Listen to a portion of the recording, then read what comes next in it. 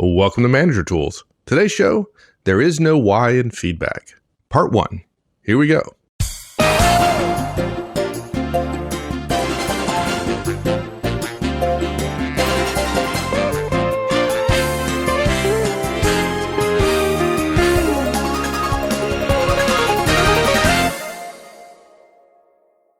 We talk about feedback quite a bit, you and I, because we keep running into managers who have difficulty giving negative feedback, even though they realize that they need to do so. But it's just hard. And one of the things that drives them away from giving feedback is that they don't want to have long conversations with their directs. Yeah. They've tried it before. They've seen something that was wrong. Their direct has told them, hey, I want to know more about how I'm doing. Right? So they sat down, they broached the subject, they tried to make it really easy, and it turned out to be this long, painful conversation. Directs, they just react in a way we wouldn't like them to. Right. And a lot of managers assume that because they believe in the model makes sense to them, that therefore the directs should respond only to the model rather than to their history with feedback, right? The manager says, hey, listen, I'm willing to tolerate some mistakes. And they even say to themselves, look, the only reason I'm giving this negative feedback to this guy is because he said repeatedly, he asked me, please tell me how I'm doing. I'd rather know than not know. Even if it's bad, please go ahead. Right. But I've done it so poorly in the past that as soon as he asked me, now I'm just going to assume that he knows my good intent. I'm giving him the negative feedback because he asked for it, and I expect him just to, No, I was actually thinking of something different, though. I was thinking about you work for somebody else, and let's say you're 35 years old. You've got 10, 15 years in the workplace, and you've never had a good boss. I mean, what does the average boss do in terms of feedback? I would say that the average boss does two things for negative feedback. And, well, I'll just tell you what those two things are. One is if somebody repeatedly does something wrong, they call them in and have what is politely referred to as a come to Jesus meeting. You're in trouble, right? This has got to stop. And the other thing is they give an annual review. That's it. That's the extent of feedback. I thought one of your answers was going to be they don't give it. They don't give any. No. I mean, the average manager, I figure in companies big enough to have some sort of performance review system, you really can't dodge it. I mean, yeah, some people at the very top do, but for the most part, a manager has to do that. And in the manager's eyes, that's feedback, right? Yeah. Of course, it's watered down. It's probably not terribly credible. And it literally becomes an administrative exercise for the organization, which, by the way, is important, but because it's so watered down, it loses its value. But look, I mean, the direct wants feedback because he's not gotten it for years. And the manager just assumes that because the model is the model, that therefore they should be okay with it. Or even if they don't use our model, the direct responds negatively. And look, the manager even said, I really don't want to do this, but this one time I could say something. And they get their head bitten off. Or, hey, listen, I appreciate it, but you don't understand. This is the guy, he didn't give me his stuff. Right? And you can't hold me accountable for the guy not doing it. And then the manager says to us after the fact, what do I do in that situation? I said, well, what you do is focus on, hey, look, I required you to have it here on Tuesday. What are you going to do next time to get it to me on Tuesday? And we combine shot across the bow, which we're going to talk about later on in this cast. But the manager is like, what do I say to the guy who wants to blame it on somebody else? I said, well, don't go off on him, obviously. And of course, we have a cast about owning the inputs. Well, but the vast majority of them don't get to ask us what to do. They don't get advice. So they have this conversation. It goes poorly. Yeah. And they just go, to hell with this. I'm not doing this anymore. It's too painful. Right. Yeah. And even if the direct does make a small change, the manager doesn't know what to do with the second half of that conversation. And there are some managers we'll talk about a little bit who are not average, who will say, let's sit down and talk about the reasons why you did that. And of course, those managers end up not giving too much feedback either because it takes too dang long. And, look, the direct is, we'll talk about this more, but the direct is responding in a completely rational way based on the emotional damage that's been done to the average direct by the average manager in terms of how feedback has been given or more likely not given. The direct says, well, let me explain that. Or the direct says, but you don't understand. The direct wants to engage. They want to win the point. They didn't mean to do it wrong. They didn't mean to have it come out wrong. What they did made sense before things ended up not going so well. Or, hey, look, in my situation, you'd have done the same thing. Well, the fact that a direct would say, in my situation, you'd have done the same thing, completely misses the point of feedback, which, by the way, look, even though communication is what the listener does, the direct, the manager is still responsible for the communication. The fact that they say you'd have done the same thing literally suggests that we're talking about two entirely different things, which is the direct wants to talk about why what he did was okay because he meant well and because under the circumstances it appeared that decision was the right one. It turned out to be wrong, and people don't want to be blamed for a decision that turned out wrong. And there's a whole line of decision theory, which is if under the circumstances this was the best decision, the decision was right, even if the outcome is wrong. The problem is right decisions with bad outcomes still get punished in the marketplace. And the manager's not talking about the reasons why you did it or whether it was rational or whether it was the best decision. The outcome is bad and we don't want bad outcomes. And you're right. The manager says to hell with this. What they did wasn't effective. They asked for me to tell them how they were doing. I did. And the manager might even say, I did it pretty politely too, although I tend to not believe that. I'm amazed at the number of managers who come to the conference have heard all of our podcasts on feedback. And then when they're desperate to give negative feedback in our examples, in our scenarios, it's just like, wow. And they're, hey, can you do that better? And they ask it pretty directly, pretty forcefully. There's no lackadaisicalness. There's no tonal relaxedness when they deliver it. And, the manager says, I did it as politely as I could, Mark. And they go ballistic on me. Like you said, not doing this anymore. Directs really don't want comments, right? They want to get credit for wanting to have comments given to them, but they don't handle it well. Now, that's wrong. The direct actually does want comments, but the direct is hoping that they'll be delivered in such a way that they'll be worthwhile and learning. And we've taught our directs a lot of bad behaviors about feedback and about professional development and so on. And the manager says, I'll believe what they do, which is argue, as opposed to what they say, which is, I want feedback. And the manager says, to heck with it. And the bottom line of that is everybody loses, right? But you're a manager. You got to tell your folks how they're doing. And you still got to have enough time to get everything else done and not everybody angry and hurt all the time. So if you're a manager who isn't giving enough feedback because of the responses you get from your directs, this guidance is going to help you today.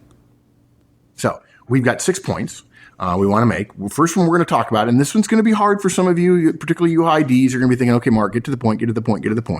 And we do have actionable guidance in here, but because the actionable guidance is based on the typical response, we want you to understand where the actionable guidance comes from. So first thing we're going to talk about is why are directs defensive? What causes it? And it's normal. It is normal, folks, for your directs to be defensive.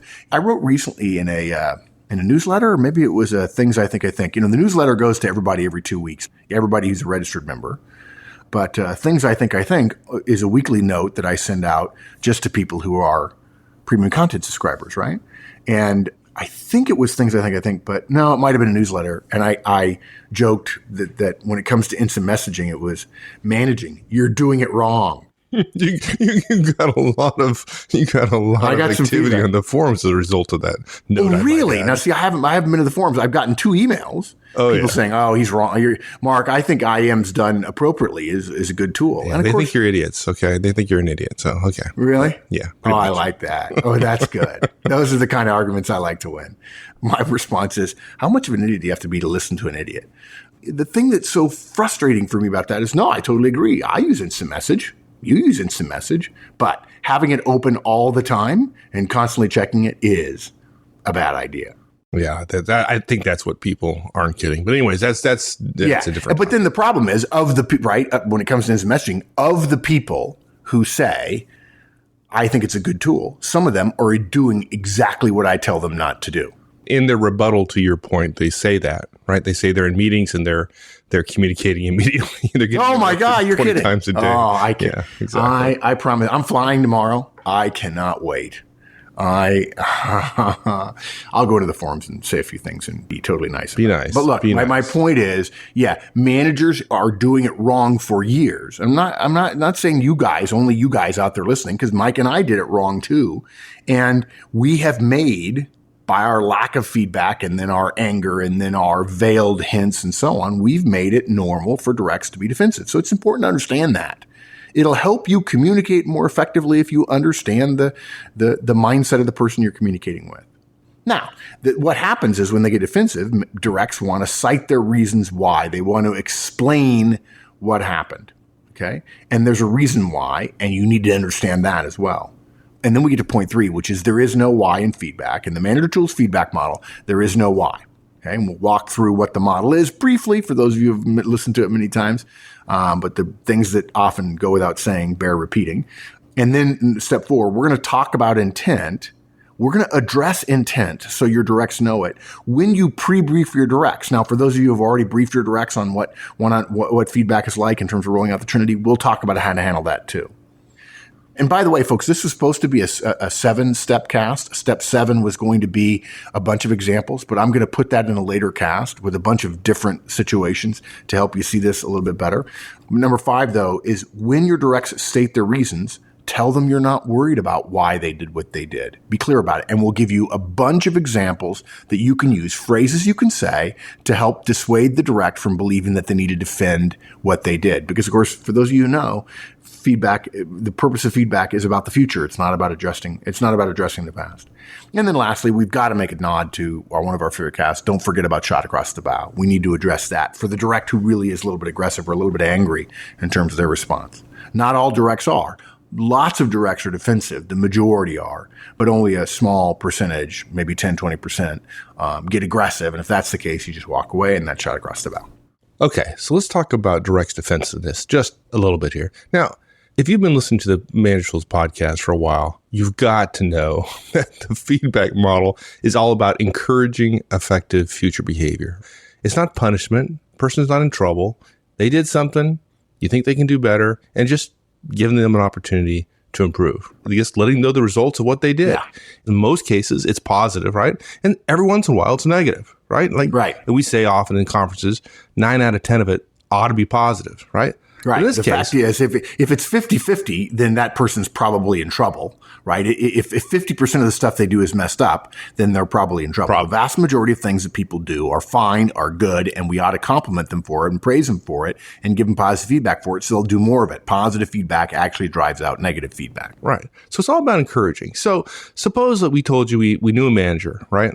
And she had a brief 10 seconds at most. 10 seconds, right. Conversation with one of the But Mike, let's be clear though. Okay, there's 10,000 people who are listening right now who cannot believe that you think brief is 10 seconds. They literally can't, right? Because maybe they've never been a manager before. They've only been a direct and their manager spent 5 minutes talking about why they did something. Well, you think 10 seconds is too long? So 5 seconds? No. My point is that the average person listening right now to this thinks, particularly if they're not a frequent listener, is thinking 10 seconds. My God, brief, that's minuscule. It's going to take 5 minutes. Yeah. And I knew that's what you meant. But my point also was, you can do it in 5 seconds. I can give examples of conference. We do 10 in a row of 5-6 second pieces of feedback. That's all it takes. Yeah. It's as simple as, hey, Mike, can I give some feedback? When you're late, it slows us down. Can you be on time? There it is, right there. That's it. That's the entire 4 steps.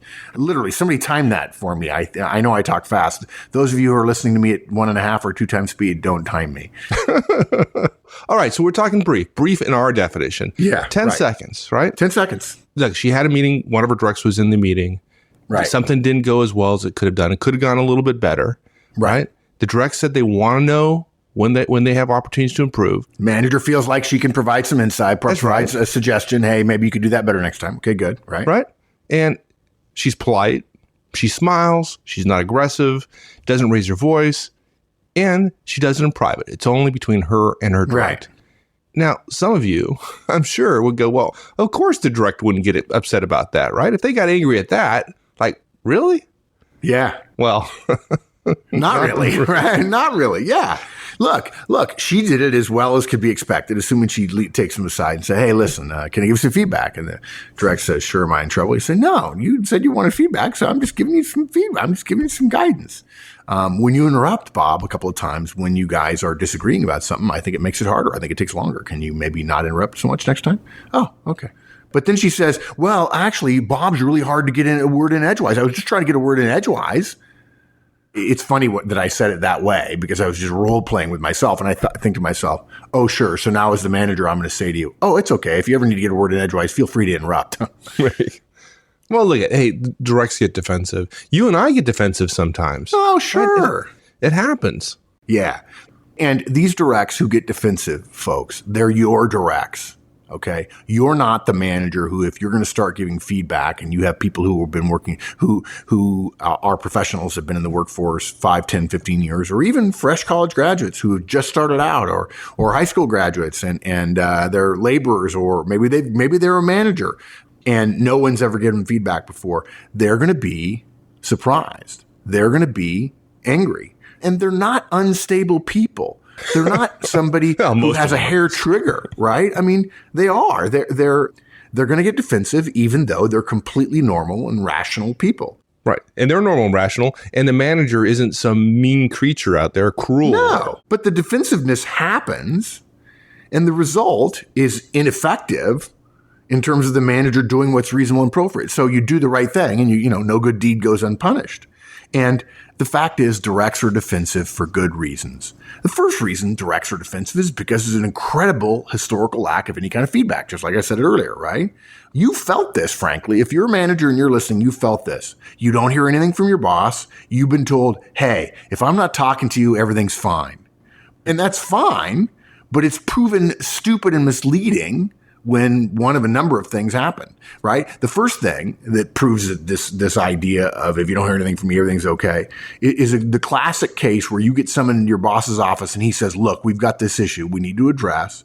I've noticed it over the last 4 or 5 months. I didn't want to talk to you. Figured you'd correct it on your own, but you didn't correct it on your own. So now I need to talk to you about it.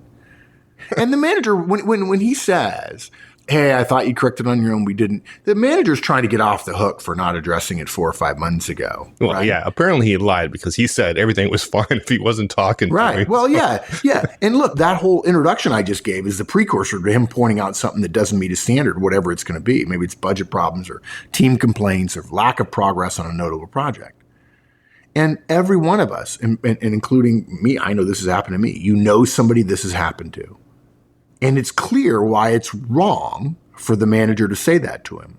The whole point of this is whatever happened to, if I'm not talking to you, everything's fine. Look, folks, when a manager says at any level, if I'm not talking to you, everything's fine, it's a complete abdication of one's professional managerial duties. To then combine that with delayed feedback scares the crap out of your directs. That's what happens. And they're not wrong to be scared. They literally said, oh my God, what in the last 5 months? What is it? What have I done? And uncertainty about where the shot is coming from makes it even worse, right? I can't do anything. I don't know I don't know what I did. And by the way, I literally have taken your lack of information. You told me that lack of feedback from you means I'm okay. So that means I drew a conclusion on everything I did in the last 5 months that it was okay. I already learned that lesson. What I just did was okay. My brain told me I did X. I did X. My brain said to me that was right because the boss didn't say anything. Right. All the direct has now learned is that the absence of feedback is not an absence of opinion, right? Not an absence of things that they can work on. Right. We've taught them that. Right. It's a withholding, right, from us if we're the direct, or by us. It's a withholding by us if we're the manager of valuable information. And here's the crux of the problem. The combination, folks, of your role power and lack of feedback to your directs over time creates ever increasing professional risk for your directs. Your lack of feedback is causing them to feel greater and greater risk. Now, you might say, well, that's not what I mean. Okay, fine. But communication is not what you do. It's what the listener does. And they begin to feel like, as long as there's a case recently where it took a while, but finally there was a big come to Jesus meeting, or the boss blew up and said, how many times does this have to happen before I step in? You're screwed. Your directs are reasonable to be fearful. Simple as that. Why wouldn't every sensible and sane direct be legitimately defensive when they're told they're not doing well if the manager has withheld information or not been clear or not talked to them earlier? What good comes with the delay or the withholding other than, and here's what really is the killer here, other than the manager avoiding conflict and shirking their professional responsibilities?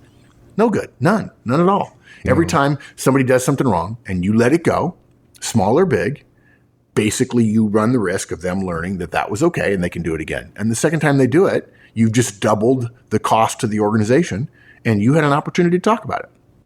Yeah, so that's why they get defensive. And that's it, right? Yeah. Well, no, there's more. Another reason your directs get defensive, folks, is our poor record of giving them positive feedback, right? It's not just waiting to give negative feedback. And look, the fact is there are 3 states of feedback. Positive, that's when your boss says something you did was good. Negative, when your boss says something you did wasn't good. And the third type of feedback is none. The problem with none is that bosses want it to be treated the same as positive when it clearly isn't, right? And further, when we as managers go back to say no news is good news, right? And then later bring up something that has been a problem or a pattern over time, we prove that no news is necessarily isn't necessarily good news at all. If we don't give positive feedback, the managers and the direct's sense of how they're doing, and therefore how well they're contributing to the organization, begins to diverge.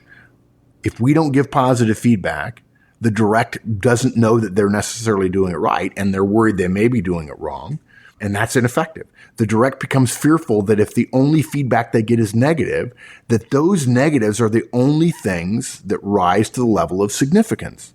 In other words, all the good stuff you do, not important to me. Bad stuff, I notice it. I guess that would lead to defensiveness. Yeah. And look, the direct knows they've done good things, but us as managers not giving them feedback on the positives is seen as ignorance of what they did or arrogance that we know they did it, but we're not going to talk to them about it. I'll never forget the manager who says, I don't want to praise my people. They'll ask for a raise. So that's easy. Just tell them no, right? The problem is our power and our arrogance as managers, if in fact it's arrogance as opposed to ignorance, combine to make the direct fearful that they'll be judged unfairly when it counts. What we're talking about is fundamental Dilbert stuff. Why so many bosses are thought of as bad bosses? Because we're not willing to do the professional, hard things and talk to our people, pinch them a little bit in order to avoid a crunch. This whole waiting 5 months is the classic pinch crunch model.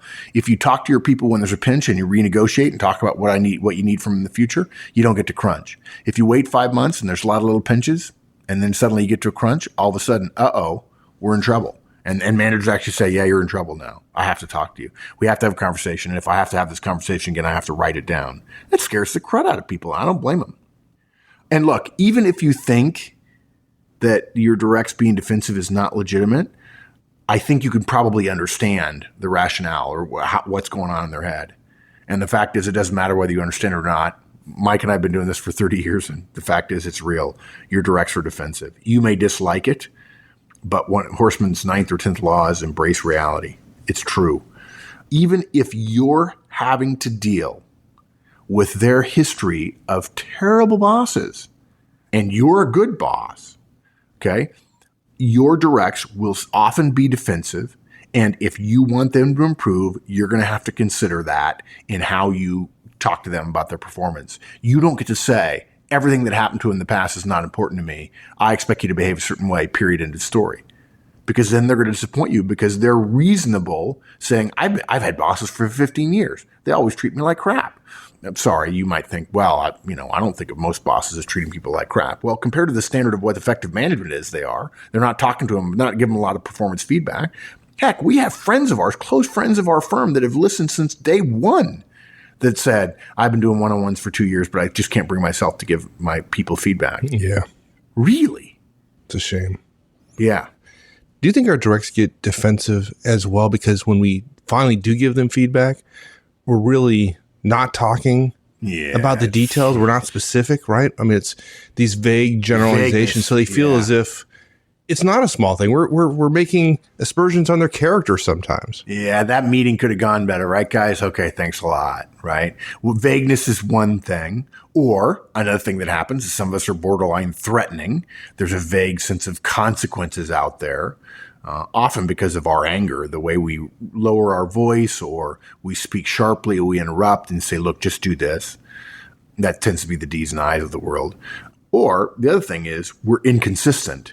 And people just don't understand whether or not what they did was good or bad because they don't know. They literally don't know. There's enough of most people's work that is unmeasured and that essentially boils down to you serve at the pleasure of your manager, and the manager's opinion about things really, really matters if you don't have clear measures. And There are people who complain about having the measures. Geez, it makes it black and white. It's kind of hard. I had a good month, but in fact, a couple of things went against me, and so I'm not going to make my number.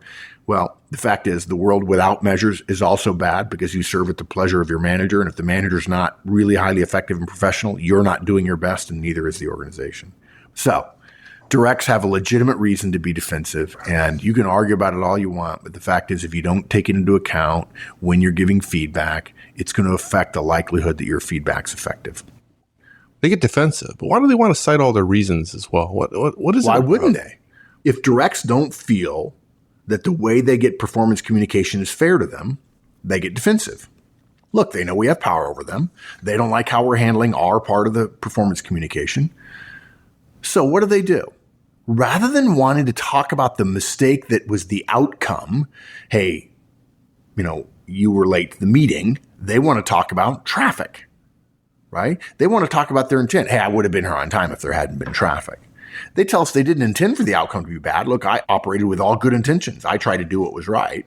They basically say why they did what they did, why it made sense to them. And they say things like, but you said, or I didn't realize you wanted that, or that's what I thought we agreed to, or what we set out to do wasn't really possible, but this, what I did actually was possible. And look, why do they talk about the reasons? Because all of us always have good intent. When was the last time you intentionally did something wrong, folks? In other words, you did something designed to have a bad outcome from your organization. You never do. You never do. Everybody's like, no, that doesn't happen. You and nobody else ever intend for your actions to have a bad outcome. So here's the thing, and this goes to a point that I've made several times in the last couple of years on podcasts. We judge ourselves by our intent, and we judge other people by their behaviors. And frankly, that's better than trying to judge people by their intent, because you're going to be wrong guessing about people's intent an awful lot of the time.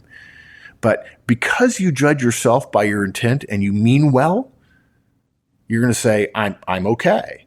But when you judge other people by their behavior, it's as if you have to then say to yourself, well, the mistakes I've made, if I didn't consider my intent, they were just plain old mistakes. So why wouldn't someone rather talk about what was, of course, right, which was their intent, their plan, their idea behind what they did, as opposed to clearly what was not right, which is the outcome, which is what you're talking to them about? People want to defend what was right about what they did. I mean, even if people blatantly know that the outcome was bad or what they did was wrong, being late to a meeting, they still want to say, I had a good reason, I have an excuse. Okay. Right? Yeah. Oh, of course. Now, okay. So let's talk about that a bit, because this seems a little bit inconsistent with the advice you've given around feedback, right? I think a lot of managers, they actually want to have a longer conversation with their directs, and they don't like it when we say it's 10 seconds. Some people said, oh, wow, I can't imagine I could get away with 10 seconds, and they'd love to do it in 10 seconds.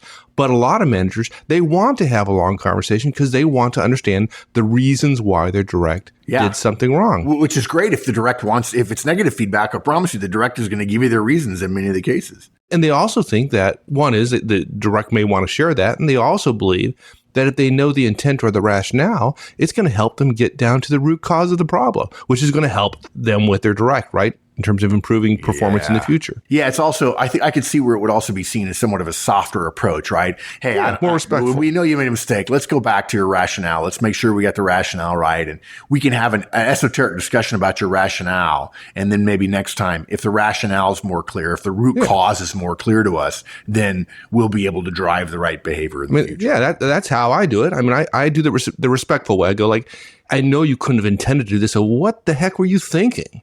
Right? I mean, that's the respectful way to do it. Yeah, but it's not, it's respectful. It's just not effective. Well, I don't know if it's respectful either. Yeah, for one thing, the intent is always going to be good for the direct, right? The direct's intent is good. And so when you start asking, hey, tell me why, and the direct gives you completely logical reason for why they did that, now you're going to have to come up with another intent. And by the way, even if you change their intent, you then have to hope that the new intent you give them is going to drive the right behavior, which, by the way, every intent and every behavior is not inextricably linked together. If you're the manager and you realize that the intent of them was good, but it would in no way have created a good outcome, now you're addressing that wrong intent And it's a whole nother level of root cause analysis. Root cause analysis, we don't even go there. Look, the other thing is, this is where it's funny. People want to have it both ways. They complain that feedback takes too long because they're doing it wrong. They're saying, I want to get to the root cause.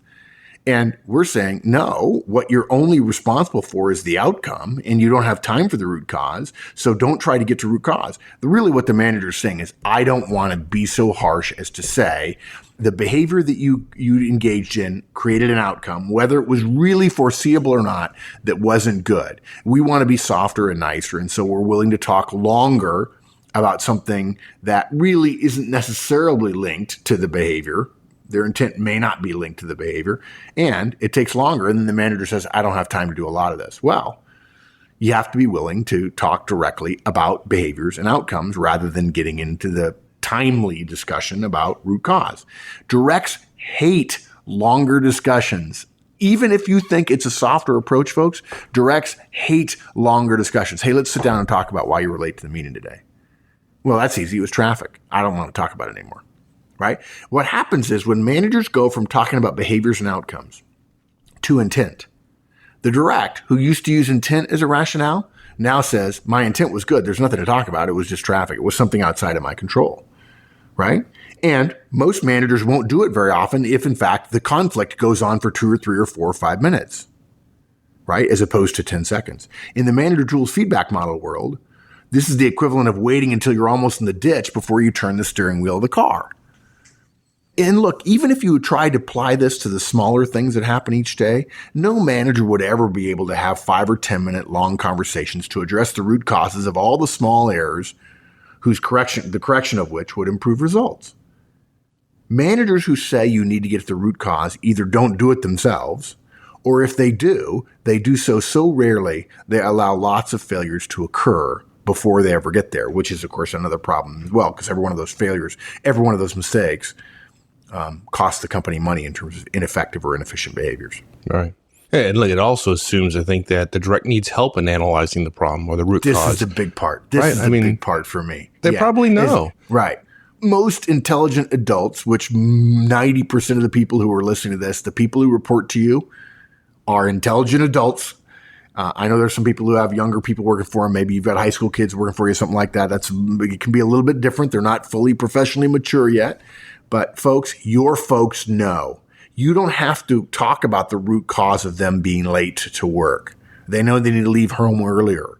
And I don't mean to suggest, I know I use lateness a lot, but it's an easy one to use as an example. But I can use any example you'd like. If you want to send me an example, I'll be happy to talk about it in detail. Directs don't need help in analyzing the root cause. In fact, there's going to be different root causes for different directs. One direct says it's traffic. Another direct says it's his kids getting to school. Another direct says it's breakfast. Another says it's the schedule of his spouse who works the night shift. There's all kinds of reasons. But what you want is not for them to solve the night shift problem. You want them to be on time. Now, is it possible that you could let them off the hook? Sure it is. But you're not going to let everybody off the hook just because there's a chance they have a really, really good reason. If that's the case, you're constantly chasing reasons rather than behaviors. And if you get all the reasons right and the behaviors of your team are still wrong, folks, you're going to be out of a job at some point. Generally, the direct only needs help analyzing a root cause if they've got repeated failures in one area or one skill. Now, look, then it does make sense to have a longer conversation. Maybe you need to coach them. But before then, far better to trust the direct to look at their outcomes, look at their behavior and the outcomes they cause, think about them, and then change their behaviors to get different outcomes. Simple as that. And something else too. Your directs are probably pretty smart, and they can probably figure out what to change to get a different result all by themselves. Leave them alone. Let them do it. Trust them. Treat them like adults and say, hey, listen, you did this, bad outcome. Maybe do something different next time. And then let them deal with what their intent was and say, oh, okay, my intent was good, but my outcome was bad. Let's think about that intent a little bit. Okay, I'm going to change my behavior. Even if they don't, I don't care whether they change their intent or not. I want their attitude. I want their behavior to change. If their behavior changes and we get the right outcome, that's what we want. And folks, if you have people who won't change their behavior and keep getting the wrong outcomes, I'm sorry. I'm really am a nice person. I know most of you don't know that, and that's okay. As long as you're learning, as long as you're getting better as a manager, you can hate me if you want, as long as you get better. But if your directs aren't willing to change their behavior even though they're wrestling with the intent and the outcomes stay bad, you need to get rid of them. Okay. Because behaviors drive outcomes. You're also talking about the intent versus the outcome, right? You're masking the real issue. The issue is this bad outcome. Bad the outcome intent doesn't matter. What they did really doesn't matter. The fact is, what you want is a specific outcome. So you can talk about, you're blue in the face about the intent. It doesn't matter. And that sounds hard to people. That sounds harsh to people, Mike. I think a lot of managers go, no, I'm going to go the soft route. I'm going to go to the intent thing. But this is the real danger of intent-based feedback or having longer discussions about the why of what they did every time we're going to talk to our directors about performance. If we're not willing to be candid, that even with the best of intentions and what I hope were your best efforts, the outcome we had is unacceptable and that outcome must change. If we're not willing to be that candid, then we can't survive long as an organization. We won't. If the members of the organization are coddled and turned away from their own outcomes, they're broken away from their outcomes and say, well, I know your intent's okay, so therefore your outcome, I'm not going to punish you on that, or I'm not going to hold you accountable for that outcome because you meant well. And then at the same time, the organization itself is ruthlessly measured in the marketplace on its outcomes. That won't work. The logical extension of a manager always wanting to hear one's honor some direct's intent by exploring it and getting to the root cause is like the CEO of your company saying to the marketplace, well, maybe this product isn't as exciting as to you as we thought it would be, but you should still give us money or at least not punish us in the stock market because we meant well. The company doesn't get any credit for its intent. Well, in decision theory, you actually can't get credit for making a good decision if it turns out poorly based on the information you had at the time. Look, the bottom line is simple. Directs want to talk about intent or the reasons why or the rationale or the other factors because it's what they have that's good, and they don't want to talk about the outcome that's bad when you're giving negative feedback. And I'm not talking bad like morally bad. I'm just talking about less effective than a good outcome. But managers who spend a lot of time on intent either don't have time to give everyone enough feedback, at least enough to make a difference, because if they did it often enough, they'd run out of time for anything else. And frankly, a lot of them don't have the 5 or 10 minutes they need in all the situations that happen. Or if they do it, they support a culture that is removed from the organization's intent itself, and neither of those things is effective in the long run. Thanks, everyone. That's it. We'll see you next week. Have a great one. So long.